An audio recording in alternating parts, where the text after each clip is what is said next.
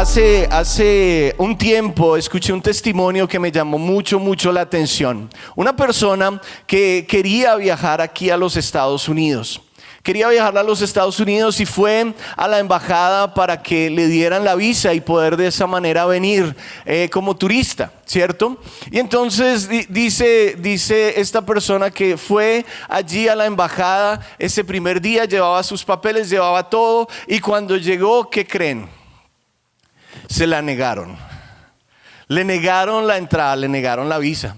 Entonces obviamente se fue para la casa muy perturbada la persona, triste, porque pues imagínese usted, ¿no? Y tal vez muchos de ustedes han tenido la oportunidad de ir a un lugar como esto, sentarse en una silla así como usted está sentado y sudar frío por los próximos no sé cuántos minutos. Y usted ve que la persona entra, habla con el cónsul o con la persona que está ahí haciendo estos trámites, y usted ve personas salir felices, contentos. Pero también ve otros que salen tristes, derrotados. Nos seguía contando que entonces tomó agallas esta persona y dijo: no voy a ir otra vez. Y fue la segunda vez. ¿Y qué creen que pasó? Se la negaron también. Pasaron los meses y dijo: no, yo voy a ir a tratar otra vez. La tercera vez fue, ¿y qué creen que pasó? Se la negaron también. Y esta persona mirando todas esas personas que salían con la visa, y qué chévere, qué bendición, y esta persona sentada en esa silla diciendo: bueno, ¿qué está pasando? Sigue contando, fue la cuarta vez, y ¿qué cree que pasó? Se la negaron también. Wow, esto va de mal en peor, ¿verdad? Horrible. Su nivel de esperanza ya estaba muy bajo. Después de 4 nos, pues es obvio, ¿no? Que vamos a estar sintiendo como que maybe esto no es para mí o algo así. Pero igual tomó una vez más agallas y dijo: no, yo voy a ir una vez más, mi última vez, mi quinta vez, y ya, no, después de esto no sé si puedo recibir un no otra vez. Y oró y hizo lo que tenía que hacer, y fue allá esa quinta vez. ¿Y qué creen que pasó? Se la dieron. Hablemos de perseverancia, ¿sí? Se la dieron. Y a veces nos niegan algo una vez y ya queremos desistir. Algo no se da de la manera que pensábamos y queremos ya tirar la toalla. ¿A cuántos les ha pasado? Nos recibimos un no y es como que ya ahí se acabó todo. Ahora, y yo creo que lo que hace peor muchas situaciones así, cuando estamos esperando algo que queremos, cuando estamos esperando algo que anhelamos, muchas veces es difícil, o lo que lo hace más difícil es mirar alrededor y ver personas que están recibiendo lo que uno quisiera tener. Y tú miras alrededor personas que están recibiendo la bendición por la cual tú estás orando. Y tú estás anhelando, y tú lo pides, y se lo has pedido al Señor ahí en tu secreto, y le pides al Señor por estas cosas que tú crees que te van a traer bendición y que son bendición, pero no te llegan a ti. Y tú miras alrededor, y ahora con las redes sociales aún más, y ves cómo las otras personas las alcanzan, las reciben. Wow, ¿qué está pasando? Eso es terrible. Y ahora esto no necesariamente está hablando acerca de envidia. No es que envidiemos esas cosas, sino que llega una pregunta: ¿qué pasa conmigo? Is there something wrong? ¿Hay algo que está mal en mí? ¿Por qué los otros sí y yo no? ¿Por qué los otros reciben y yo no? ¿Por qué los otros ven y yo no? ¿A alguien le ha pasado eso alguna vez? Esas sonrisas quiere decir que, bueno, no solo sonrisas, amén. Son situaciones que nos suceden. Son situaciones que nos pasan, donde pareciera que a todo el mundo le va súper y a nosotros va de mal en peor. y la esperanza empieza en decaída. Tú ves personas que tienen las super familias y la tuya como que le falta. Gente que llega y recibe los mejores trabajos y el tuyo como que tú ya estás cansado del tuyo. Personas o empresas que reciben los contratos que tú sueñas tener y a ti no te llega. Y mire que cuando estaba pensando acerca de eso, Dios me recordó una palabra que me impacta mucho. Un milagro maravilloso de Jesús que yo creo que tiene que llenar de fe y llenar de esperanza, que no importa, diga conmigo, no importa. No importa la situación que estemos pasando o por cuánto tiempo hayamos estado ahí, Jesús tiene el poder para hacer algo poderoso en nuestras vidas. Muy poquitos. No importa la situación en que tú estés pasando o cuánto tiempo has estado en ella, Jesús tiene el poder para hacer algo maravilloso en tu vida. Mire, si perdemos la predicación de que Jesús tiene el poder, perdemos todo. Jesús realmente tiene el poder para hacer maravillas. Si usted no lo cree, métase a leer la Biblia. La fe viene por el oír. ¿El qué? El oír la palabra. Entonces, si usted está batallando con su fe, de creer que realmente Dios puede hacer algo en aquella situación donde usted pareciera que no está viendo la mano de Dios, necesita meterse más con Dios para que Dios sople fe en su vida. Porque si no hay fe, hermano, no hay nada. Usted no va a ver cómo la gloria del Señor se mueve en su vida. Y Él se quiere mover.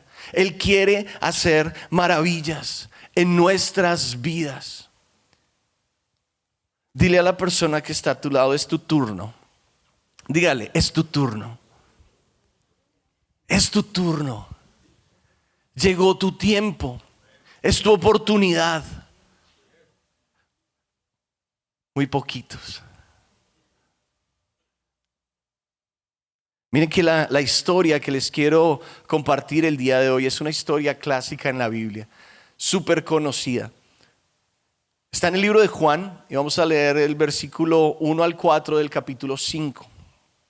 Dice la Biblia allí, en el encabezado, el paralítico de Betesda.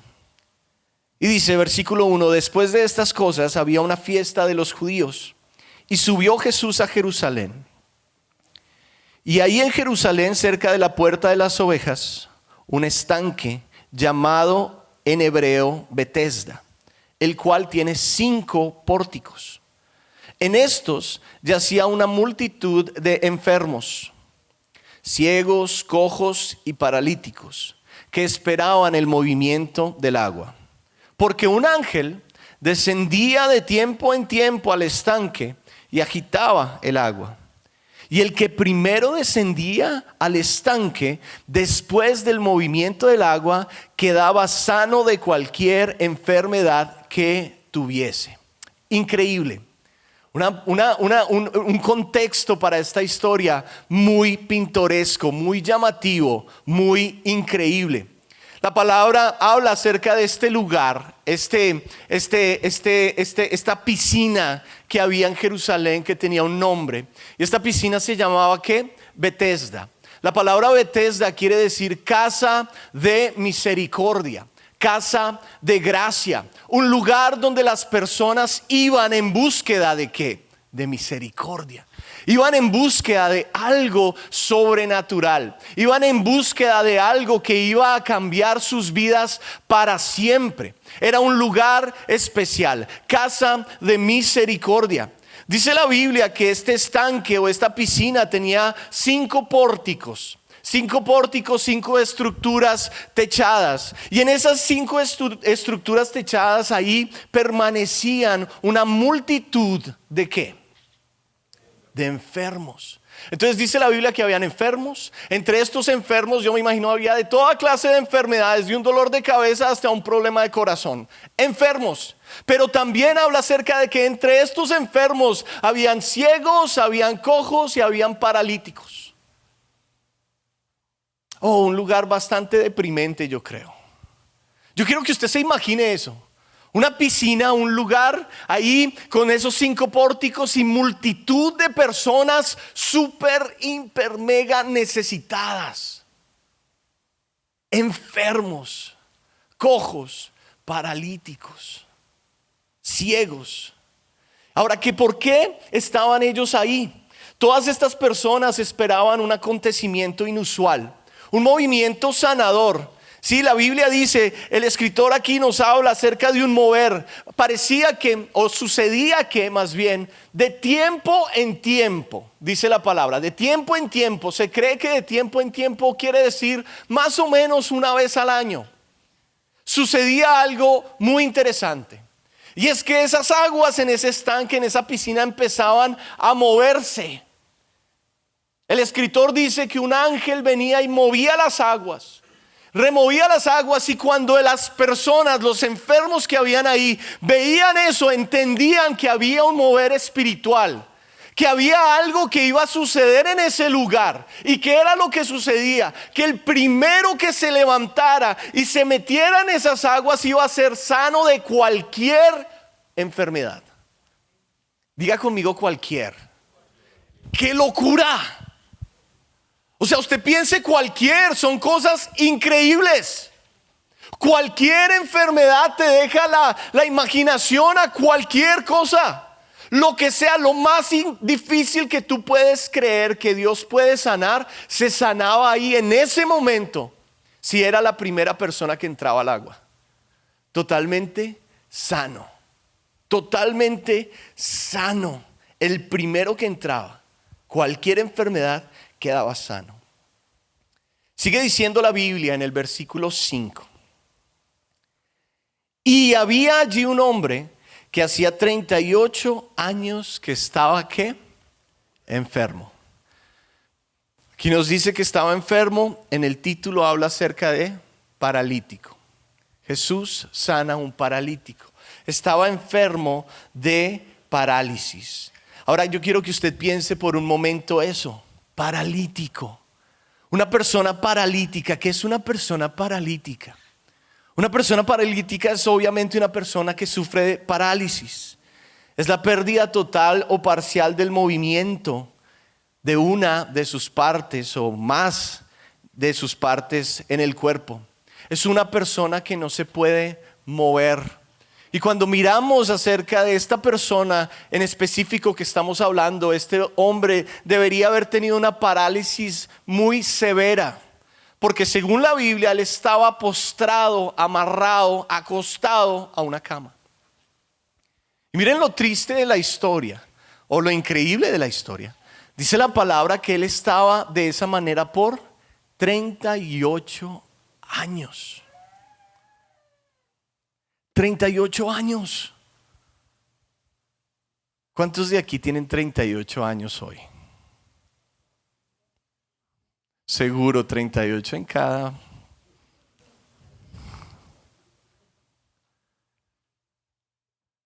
Hagamos algo que interesante. ¿Cuántos tienen menos de 38 años hoy aquí? Levante su mano si usted tiene. Muchas personas. Miren, este hombre estaba así toda su vida y lo que le falta a usted para llegar a 38 años. O sea, todo lo que usted ha alcanzado, este hombre no lo había alcanzado. Todo lo que usted ha podido vivir porque usted tiene movilidad, este hombre no lo había podido vivir. Este hombre estaba en una situación muy difícil, una situación muy precaria. Imaginémonos la relación del hombre con su familia. Un hombre totalmente paralítico se volvería en una carga para su familia. No podía trabajar, tal vez no podía comer, tal vez no podía, obviamente no podía bañarse, vestirse solo. O sea que estaba totalmente dependiente de ¿qué? De la caridad de otros. Imagínese eso. A veces leemos la Biblia y decimos 38 años como si no fuera nada.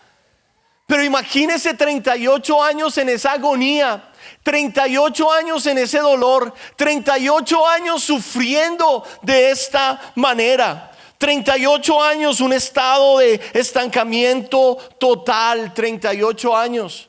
Cuando estaba meditando en esta palabra, el Señor me hablaba acerca de esos 38 años. Yo creo que después de 38 años de estar así uno, en una situación así, yo creo que la esperanza como que se empieza a esfumar. 38 años. Yo no creo que aquí ninguno ha vivido algo por 38 años. Un proceso tan difícil, tan complicado. Sigue diciendo el versículo 6. Cuando Jesús lo vio acostado y supo que llevaba ya mucho tiempo así, le dijo: ¿quieres ser sano? ¿Quieres ser sano? Entonces Jesús entra a este lugar donde hay cientos de personas, cientos de enfermos, cientos de necesidades, y se enfoca en este hombre. Le llama la atención este hombre. Dice la palabra que lo mira, y le llamó más la atención cuando supo que llevaba tanto tiempo así. Y esto causa algo en Jesús, y es una compasión. ¿Cuántos le dan gloria a Jesús porque se compadece de nosotros? Él tiene compasión de nosotros. Entonces se compadece y lo ve a él y le pregunta: ¿quieres ser sano? ¿Qué clase de pregunta es esa a un hombre que ha estado 38 años enfermo? Right? ¿Qué clase de ¿Quieres ser sano? ¿Te gustaría poder levantarte de allí? ¿Te gustaría poder hacer todo lo que nunca has hecho? ¿O llevas 38 años sin hacer? ¿Te gustaría experimentar algo diferente? ¿Te gustaría ser de aquellos que salen de esta casa de misericordia con una sonrisa? Y no que cuando sale esa persona que fue sanada, ya tú dices: bueno, la sanidad de este es un año más en espera para mí. ¿Quieres ser sano?, le dice Jesús. ¿Quieres ser sano? ¿Quieres ser sano? Versículo 7. Señor, le respondió el enfermo, no tengo quien me meta en el estanque cuando se agita el agua, y entre tanto que yo voy, otro desciende antes que yo. Esto es muy triste escucharlo. No tengo nadie quien me meta, pero cuando tal vez encuentro a alguien que me ayude, y vamos ya llegando allá, veo salir a alguien regocijado porque antes no podía ver y ahora ve. Antes no escuchaba y ahora escucha. Antes no podía caminar y ahora camina. Alguien se llevó esa oportunidad. Alguien se llevó esa oportunidad y le dice: Señor, yo no puedo, no tengo quien me meta. De la manera que está sucediendo esto aquí, es imposible para yo poder hacerlo. No voy a poder alcanzar mi sanidad. No puedo porque no soy tan rápido como los demás. Mientras encuentro a alguien que me ayude, como dije antes, ya otro ha salido. Está en una situación difícil, sin mucha esperanza. Versículo 8 dice: Jesús le dijo. Simplemente Jesús le dijo: levántate, toma tu lecho y anda. Al instante aquel hombre fue sanado y tomó su lecho y anduvo, y era el día de reposo. Levántate, toma tu lecho, toma tu camilla, toma ese lugar donde has estado ahí acostado por todo este tiempo y anda. Miren, Jesús declara la palabra. Jesús da una palabra de autoridad. Jesús da una palabra y esa palabra da el resultado. Déjame decirte, iglesia, que todavía hay poder en la palabra de Jesús. ¿Sí? Todavía hay poder en la palabra de Jesús. Si Él lo dice, va a suceder. El problema es que no buscamos la palabra de Jesús. Entonces, ¿por qué no suceden las cosas en nuestras vidas? Porque tal vez estamos alejados de la palabra de Jesús. Él quiere activar su palabra a favor tuyo. Otra cosa que vemos aquí claramente es que Jesús no está limitado. Diga conmigo, Jesús no está limitado a nada. No era que Él venía a hacer algo de vez en cuando. Él venía a demostrar que Él tenía el poder para hacer milagros, para hacer prodigios, para sanar. Y no importaba el momento, no importaba el lugar, si era sábado, si era domingo. No, el poder está ahí. Y ese poder, tú tienes acceso a ese poder si tan solo crees. Si tan solo crees. Jesús muestra que este hombre no tenía que esperar un movimiento anual, sino que ahora había llegado el que tenía el poder para hacer lo que fuese necesario en el momento que fuese necesario. No tenía que depender de nadie más, solo tenía que tener a Jesús a su lado y eso era todo lo que él necesitaba. Dice la palabra, al instante aquel hombre fue sanado. Yo quiero que usted se imagine ese hombre recibir ese choque eléctrico y decir, wow, como que ahora siento algo en mi cuerpo diferente. Este hombre vino, me dio una palabra y ahora siento algo diferente en mi cuerpo. Entonces el hombre se levanta. Imagínese, 38 años ahí tirado y ahora él se levanta y empieza a caminar. Gloria a Dios. Por eso Jesús dio la palabra. Este hombre la recibió y empezó a caminar. Esa parálisis fue quitada, vencida por Jesús. Jesús tiene poder. Jesús tiene poder. Dile a la persona que está a tu lado, Jesús tiene poder. Miren, algo que quiero resaltar rapidito acerca de esta palabra es ese número 38 años. 38 años. ¿Y por qué lo quiero resaltar? Miren que en la Biblia no hay nada escrito por coincidencia. Todo tiene una razón. 38 años. Este hombre vivió 38 años de proceso. 38 años en esta situación, 38 años paralizado en el tiempo, 38 years, 38 años. Miren que cuando uno mira en la escritura, hay un lugar donde alguien, un pueblo completo, fue procesado exactamente por 38 años. Y ahí es donde yo quiero que usted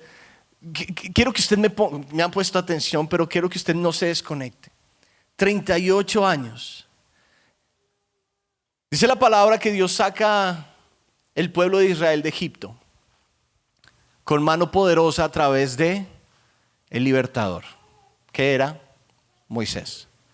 Lo saca, dice la palabra que ellos empezaron a caminar hacia esa tierra prometida, tierra donde fluía leche y miel. Voy súper rápido. Y ellos van caminando hacia allá y caminan alrededor de 2 años. Hasta un lugar que se consideraba la entrada a la tierra prometida, Cades Berea. Ese era el lugar. Entonces cuando ellos llegan allá, dice la palabra que ellos arman campamento ahí y escogen 12 hombres para que fuesen a la tierra prometida y empezaran a explorar la tierra. Querían ver qué era lo que había ahí. Y entonces dice que estos hombres entran a la tierra prometida, están 40 días allá, regresan y traen su reporte. 2 de ellos traen un reporte increíble. Es una tierra donde realmente fluye leche y miel. Dios va a hacer maravillas ahí. Esto es un regalo de Dios, es algo increíble. Pero llegan 10 de esos 12 hombres, de esos 12 espías y dicen, no, esto está muy difícil, no podemos entrar ahí, esa tierra nos va a comer, ahí hay gigantes, no podemos, esto no puede ser, no lo hagamos. Y dice la palabra que el pueblo, cuando miró las 2 opciones, la que presentaban los 2 y la que presentaban los 10, se fueron por la que presentaban los 10. Y les entró terror y dijeron, no, nosotros no podemos. Entonces ahora toda esta fe y toda esta esperanza había cambiado. Había cambiado en queja y en rebeldía y en incredulidad. 3 pecados que el pueblo comenzó a practicar en ese momento que dijeron, no podemos. Queja, rebeldía e incredulidad. Dice la palabra que Dios no le pareció esto para nada. No le gustó para nada. ¿Cuál fue el resultado? Dios no permite que esa generación entre en la tierra prometida. Su pecado les creó una parálisis en el tiempo. Los paralizó como pueblo. No permitió que entraran en la tierra prometida. Mire lo que dice el libro de Deuteronomio 2:14. Dice allí: y los días que anduvimos en Cades Barnea, hasta cuando pasamos el arroyo de Zared, fueron 38 años. Hasta que se acabó con toda la generación de los hombres de guerra de en medio del campamento, como Jehová les había jurado. 38 años caminaron por el desierto. No, la palabra de Dios dice que fueron 40. Fueron 40 cuando contamos los 2 que tomó en llegar desde Egipto hasta este lugar de Cades Barnea. Y después el Señor dice, no entran. Aquí hay personas que no pueden entrar por su incredulidad, no pueden entrar por su rebeldía, no pueden entrar por su queja. Entonces se devuelven por el camino que vinieron y ellos empiezan a rodear áreas por 38 años ahí procesados. ¿Por qué? Por pecado. Procesados por pecado. ¿Sabías que el pecado te paraliza? ¿Sabías que cuando tú sabes lo que debes hacer que es correcto y no lo haces, estás pecando? Y cuando eso sucede, eso te paraliza. Ya no recibes las bendiciones de Dios como las deberías recibir. Ya no ves la gloria de Dios como la deberías ver. El pecado te paraliza.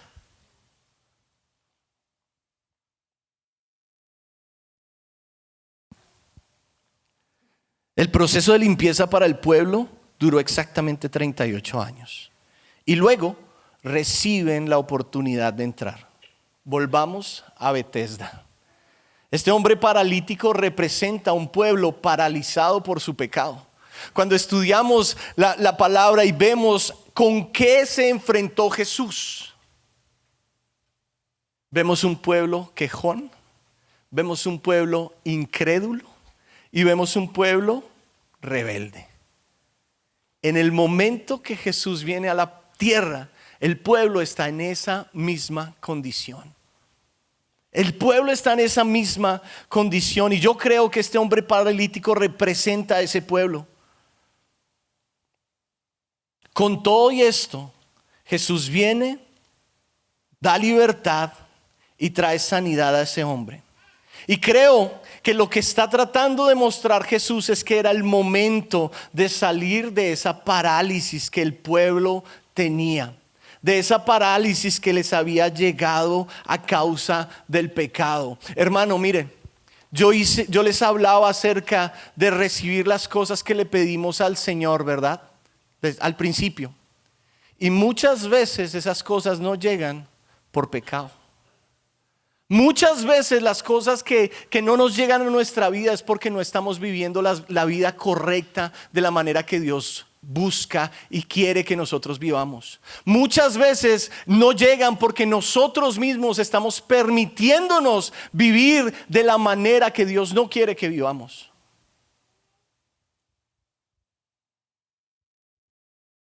Alguien me decía hace mucho tiempo que en la iglesia no se hablaba ya del pecado. ¿Cuántos creen que es importante hablar del pecado? Porque todavía el pecado es pecado y el infierno es candela, dicen. Y el Señor te quiere decir algo. ¿Será que esa situación por la cual has estado pasando todo este tiempo, ese círculo vicioso que no has podido romper, ese dolor, esa enfermedad, no la has podido superar, no has podido recibir sanidad porque hay pecado todavía? Porque hay pecado oculto, porque hay chisme, porque hay murmuración.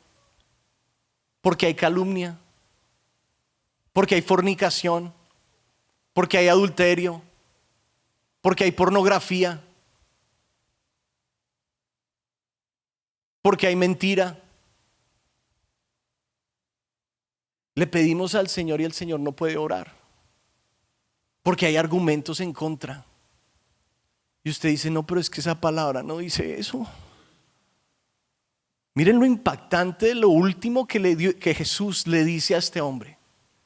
Dice la palabra de que después de que Jesús lo sana, él se va. Le preguntan quién lo sanó, no tengo la menor idea. Lo único que me dijo él fue: levántate, toma tu camilla y anda. Jesús no se quedó ahí para que él lo viera. Dice la palabra que él se fue entre la multitud, lo sanó, se fue entre la multitud. Un día, después de esto, Jesús se encuentra con este hombre en el templo y le da una palabra que amarra todo lo que les quiero decir o lo que les acabo de decir. Versículo 14 de ese mismo capítulo de Juan 5. Dice la palabra: después le halló Jesús en el templo y le dijo: mira, has sido sanado, no peques más, para que no te venga alguna cosa que peor. No peques más para que no te venga alguna cosa peor. Su enfermedad, al parecer, había sido causada, ¿por qué? Por pecado. Su situación difícil, 38 años en esa situación, había sido causada por causa de ¿qué? Pecado. Ahí está, súper claro. Ya te sané, yo te sano, pero no peques más. El Señor no te sana para que sigas pecando. El Señor te sana esperando que no peques más, que te alejes del pecado, que te conectes más con Él. Ya no peques más. La aplicación para nosotros, y ya estoy terminando. Este hombre puede representar áreas en nuestras vidas también, en las que hemos patinado por años. Puede ser enfermedad, conflictos internos, parálisis espiritual, vicios, círculos viciosos. La solución siempre va a ser Jesús. Él puede cambiar nuestra vida. Y hoy te pregunta: ¿quieres ser sano? Porque si quieres ser sano, Él te sana. Pero también te dice: no peques más. Hay personas en esta casa y personas que me están viendo que tienen pecados ocultos. Y si digo que son ocultos, yo no sé cuáles son, pero Dios sabe. Y Dios sabe por qué está dando esta palabra. El Señor nos dice el día de hoy: pónganse a cuentas conmigo, porque yo los he sanado, pero no los sané para que sigan pecando. Yo los sané para que se vengan a mí, para que estén conmigo, para que sean mis hijos. Sí, vamos a pecar y todos vamos a pecar todos los días. Por eso la palabra de Dios dice que son nuevas sus misericordias cada mañana. Amén. O sea, si son nuevas cada mañana es porque nosotros vamos a necesitar misericordia nueva cada mañana. Pero una cosa es yo pecar de esa manera, o sea, la embarré, Dios, perdóname. Y otra cosa es practicar el pecado. Mantenerte en el pecado, siempre en el mismo pecado. El Señor te dice: todavía hay tiempo de redención, todavía hay tiempo de perdón, todavía hay tiempo de sanidad, todavía quiero hacer esas cosas que tú has anhelado y que me has pedido por tanto tiempo, todavía quiero traer sanidad a tu familia, todavía quiero hacerlo, pero tú necesitas dejar de pecar. Él quiere purificar su iglesia. ¿Saben por qué Dios quiere purificar su iglesia? Porque Él quiere salvar al mundo. Y Él no lo puede hacer con una iglesia paralítica. Él no lo puede hacer con una iglesia que no se mueva. ¿Y por qué llegan esas parálisis? Por el pecado. Entonces el día de hoy, iglesia, es una palabra que es fuerte. Es una palabra que es confrontativa. Pero el Señor te está diciendo: o eres o no eres. Tú no puedes ser cristiano de iglesia O sea, tú no puedes ser cristiano en estas 4 paredes y después afuera hablar del prójimo, y después afuera calumniar, y después afuera mentir, y después cuando nadie te ve y tienes el teléfono prendido, mejor dicho, eso Dios guarde de ver lo que ves. Yo te sano, experimentas mi gloria, pero necesitas soltar el pecado. Necesitas alejarte del pecado. Si no, estamos viviendo una fantasía. Necesitas soltar el pecado.